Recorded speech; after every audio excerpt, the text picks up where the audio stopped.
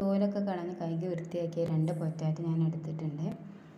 ഇതിന് നടുവിലായിട്ടൊരു സ്റ്റിക്ക് വെച്ചിട്ട് ഇതുപോലെ ഒന്ന് കുത്തി കൊടുക്കുക. ശേഷം കത്തി വെച്ചിട്ട് അതിൻ്റെ മേലത്തെ ആ പോർഷനൊന്ന് ആദ്യം ഒഴിവാക്കുക. പിന്നെ സ്റ്റിക്കുമ്മ ടച്ച് ചെയ്യാതെ വേണം ഇതുപോലെ കത്തി വെച്ച് പൊറ്റാറ്റോ ഇതുപോലെ ഇങ്ങനെ ചുറ്റിച്ച് കൊടുത്താൽ മതി. ശ്രദ്ധിച്ച് വേണം ഇങ്ങനെ ചെയ്യാനെങ്കിൽ ഇത് പെർഫെക്റ്റായിട്ട് നമുക്ക് കിട്ടൂല. ഇങ്ങനെ അത് വെച്ച് കഴിഞ്ഞാൽ കുറച്ച് സമയം കഴിഞ്ഞാൽ കളറ് മാറും. അങ്ങനെ മാറിപ്പോവാതിരിക്കാനായിട്ട് ഞാൻ വെള്ളത്തിലിട്ട് കൊടുത്തിട്ടുണ്ട്. പിന്നെ ഞാനിതിന് മസാലക്കൂട്ട് റെഡിയാക്കാനായിട്ട് കുറച്ച് കോൺഫ്ലോർ ഇല്ലെങ്കിൽ മൈദ ഇട്ട് കൊടുക്കുക. പിന്നെ കുറച്ച് മുളക് പൊടി, മഞ്ഞൾപ്പൊടി, ആവശ്യത്തിന് ഉപ്പ്, കുരുമുളക്, കുറച്ച് ടൊമാറ്റോ സോസും കൂടി ചേർത്തിട്ട് നന്നായിട്ടൊന്ന് കുറച്ച് വെള്ളത്തിൽ മിക്സാക്കി എടുക്കുക.